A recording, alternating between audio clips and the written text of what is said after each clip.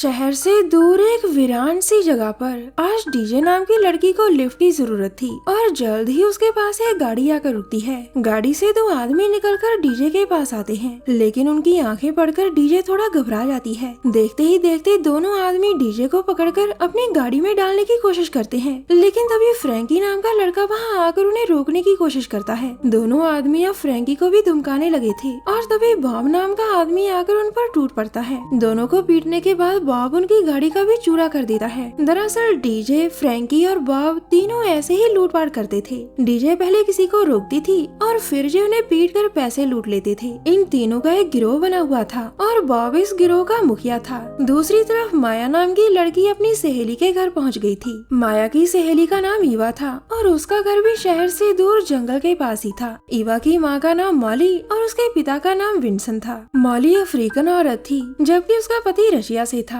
माया और ईवा आज रात एक पार्टी में जाने वाली थी और ये पार्टी जंगल में देर रात तक चलने वाली थी। ईवा ने अपनी माँ को सब बता दिया था कि पार्टी कहाँ होने वाली है और कब तक चलेगी। पहले तो मॉली मना करती है, लेकिन ईवा के बार बार मनाने पर वो मान जाती है। थोड़ी ही देर बाद दोनों लड़कियाँ जंगल की ओर बढ़ रही थी ताकि अपने दोस्तों के साथ पार्टी कर सके। जल्द ही वो जंगल के बाहर पहुँच जाती है और बाहर ही गाड़ी रोककर पैदल आगे बढ़ने लगती है। पार्टी जंगल के काफी अंदर थी और वहाँ तक सिर्फ पैदल ही जाया जा सकता था। कुछ ही देर बाद दोनों लड़कियां पार्टी वाली जगह पर पहुंच जाती हैं, जहां पहले से ही कई लड़के लड़कियां मौजूद थे। दोनों लड़कियों की नजर जेसन नाम के लड़के पर पड़ती है, जो एक तरफ खड़ा स्मोकिंग कर रहा था। लड़कियां उसके पास जाकर उसे सिगरेट्स मांगती हैं। जेसन कहता है कि मेरे पास आखिरी ही थी, लेकिन मेरे दोस्त के पास काफी है और उसका घर यहाँ पास ही है। दोनों लड़कियाँ हर हाल में स्मोकिंग करना चाहती थी, जिस कारण वो जेसन की बात मानकर उसके साथ चल पड़ती है। दोनों ही स्मोकिंग की शौकीन थी और आज पार्टी में वो दबाकर मस्ती करना चाहती थी। जल्द ही तीनों पार्टी वाली जगह से दूर एक घर तक पहुंच जाते हैं। वैसे ये घर उसी बॉब का था जो डीजे और फ्रैंकी के साथ मिलकर लूटपाट करता था। जेसन भी बॉब के गिरोह का आदमी था।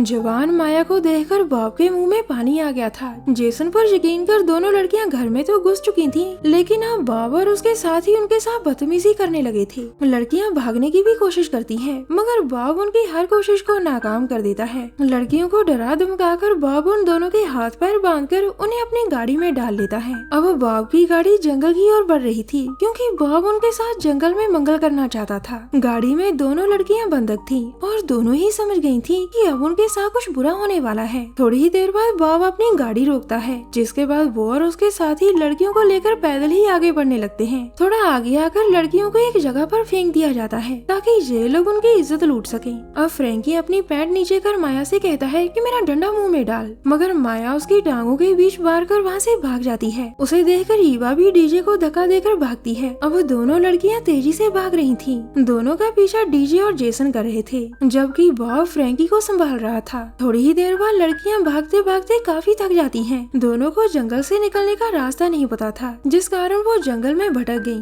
उधर बॉब ने अपनी गाड़ी से अपना पसंदीदा हथियार निकाल लिया था। भागते भागते ईवा माया से अलग हो गई थी और उसी पर डीजे माया को पकड़ देती है। डीजे के साथ जेसन भी था। माया की खूबसूरती देखकर वो उसके साथ जबरदस्ती करने लगता है कि तभी बॉब वहाँ आकर उसे रोक देता है। अब दरिंदे बॉब ने फैसला कर लिया था कि वो माया को पहले भागने की सजा देगा और उसके बाद उसकी इज्जत लूटेगा। देखते ही देखते वो माया की छातियाँ काट देता है और फिर जबरदस्ती वो उन्हें माया के मुंह में डाल देता है। माया की चीखें दूर दूर तक जा रही थी और उसकी चीखें सुनकर ईवा का दिल दहल जाता है, जो उससे कुछ ही दूर थी। उधर बॉब माया की पीठ भी काटने लगा था। बेचारी माया, उसके हाल को शब्दों में बयान नहीं किया जा सकता। बेरहम बॉब माया पर जरा सा भी रहम नहीं कर रहा था। माया को लहूलुहान करने के बाद वो उसके साथ जबरदस्ती भी करता है और माया तड़प तड़प कर दम तोड़ देती है। माया की मौत के बाद फ्रैंकी उसकी लाश के साथ ही जबरदस्ती करने लग गया था। थोड़ी देर बाद रात हो जाती है। ईवा के माँ बाप बार बार ईवा को फोन कर रहे थे, लेकिन ईवा फोन नहीं उठा रही थी। माया के पास फोन नहीं था, इसीलिए वो बार बार ईवा के नंबर पर ही फोन कर रहे थे।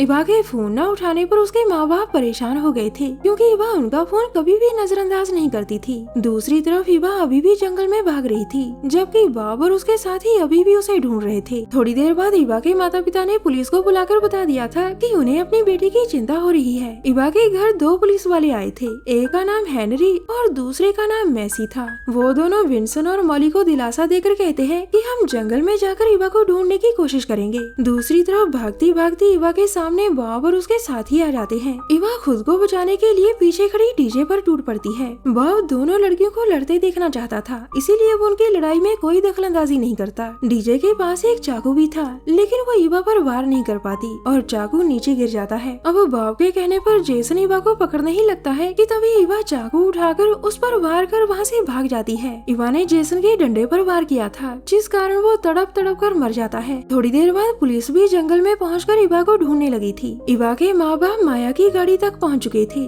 और गाड़ी में उन्हें ईवा का फोन नजर आता है। यकीनन ईवा अपना फोन गाड़ी में ही भूल गई थी, इसीलिए वो फोन नहीं उठा रही थी। उधर ईवा को बॉब ने फिर से पकड़ लिया था, जबकि दूसरी तरफ उसके माता पिता माया की लाश तक पहुंच गए थे। लाश देखकर दोनों बेहद डर गए थे। उनके मन में ईवा के लिए बुरे बुरे ख्याल आने शुरू हो गए थे। इसी दौरान बॉब और उसके साथियों ने ईवा के सारे कपड़े उतार दिए थे। बॉब ने फैसला कर लिया था कि वो जेसन की मौत का बदला लेगा। देखते ही देखते वो और फ्रैंकी ईवा के हाथ पैर एक रस्सी से बांध देते हैं। अब बॉब ईवा से कहता है कि तुम्हारी मौत बहुत ही खास होगी। उसकी बात सुनकर ईवा बेहद डर गई थी। वो बॉब से रहम की भीख मांगती है, लेकिन दरिंदे ने इस बार भी रहम न करने का मन बना लिया था। अब वो अपना चाकू निकालकर धीरे धीरे ईवा के पीछे डालने लगा था। बेचारी ईवा को इतना दर्द होता है कि वो चाहकर भी चीख नहीं पाती। देखते ही देखते बॉब पूरा चाकू उसके पीछे घुसा देता है, जिसके बाद ईवा तड़प तड़प कर दम तोड़ देती है। ईवा की मौत के बाद बॉब और उसके साथी ईवा के कपड़ों से पैसे और जरूरी चीजें भी निकाल लेते हैं। उधर मॉली और विंसन अपने घर आ चुके थे, क्योंकि मॉली बेहद डर गई थी और विंसन उसे घर में छोड़कर अकेला ही ईवा को ढूंढना चाहता था। दूसरी तरफ बॉब अपने घर की तरफ जाने लगता है, लेकिन उनकी गाड़ी खराब हो जाती है। खराब गाड़ी को वहीं छोड़कर तीनों आगे बढ़ते हैं ताकि उन्हें कहीं से मदद मिल सके और जल्द ही वो ईवा के घर पहुंच जाते हैं। बॉब सामने खड़े विंसन से कहता है कि हम दूसरे शहर जा रहे थे और रास्ते में हमारी गाड़ी खराब हो गई। इसी बीच विंसन की नजर बॉब की बेल्ट पर पड़ती है। ये बेल्ट ईवा की थी, जो उसकी मौत के बाद बॉब ने पहन ली थी। विंसन खुद को संभाल कर कहता है कि तुम लोग आज की रात मेरे घर बिता सकते हो। वैसे बॉब को नहीं पता था कि ये ईवा का घर है।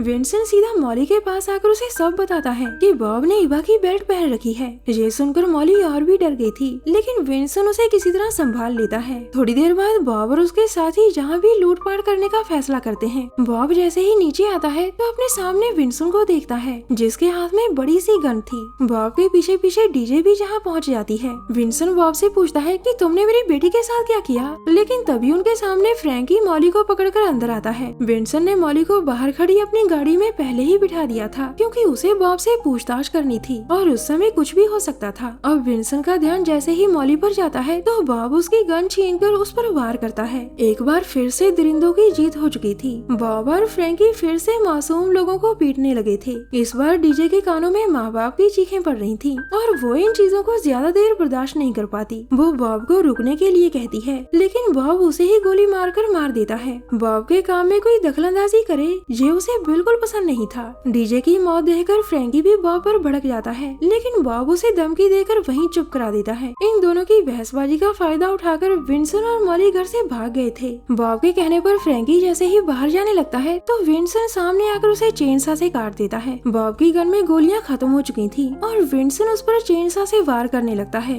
खुद को बचाने के लिए बॉब ने गन फेंककर चेयर उठा ली थी। जल्द ही चेनसा चेयर में फंस जाता है, जिसका फायदा उठाकर बॉब उन दोनों चीजों को नीचे गिरा देता है। अब एक बार फिर से दरिंदगी मासूमियत पर भारी पड़ने लगी थी, यानी बॉब फिर से विंसन को पीटने लगा था। घर के बाहर पुलिस भी पहुंच चुकी थी। उन्हें फोन मॉली ने किया था और वो जल्दी जल्दी उन्हें सब बता देती है। अंदर बॉब लगातार विंसन को पीट रहा था। इसी बीच विंसन के हाथ छोटा सा चाकू लगता है और वो बॉब की टांग पर वार कर उसे जख्मी कर देता है। इसके बाद विंसन ने गन उठाकर उसमें गोलियां भी डाल ली थी। वो अब कभी भी बॉब को मार सकता था, लेकिन तभी ऑफिसर हेनरी अंदर आकर बॉब से कहता है, अपनी गन नीचे रखो, मेरे सामने कोई विदेशी मेरे देशवासी को नहीं मार सकता। मगर विंसन उसकी बात नहीं मानता और नतीजे में रंगभेदी हेनरी उसके माथे पर गोली मारता है। गोली की आवाज सुनकर मॉली भी अंदर आ गई थी। विंसन की लाश देखकर वो जल्दी जल्दी पास खड़े हेनरी की गन निकाल कर उसे भी मार देती है। अब ऑफिसर मैसी का ध्यान मॉली की तरफ था। इसी का फायदा उठाकर बॉब जल्दी जल्दी गन उठाकर पहले मैसी को मारता है और फिर मॉली को। कहानी के आखिर में सिर्फ और सिर्फ दरिंदा बॉब ही बचा था। हमारी वीडियो देखने के लिए धन्यवाद।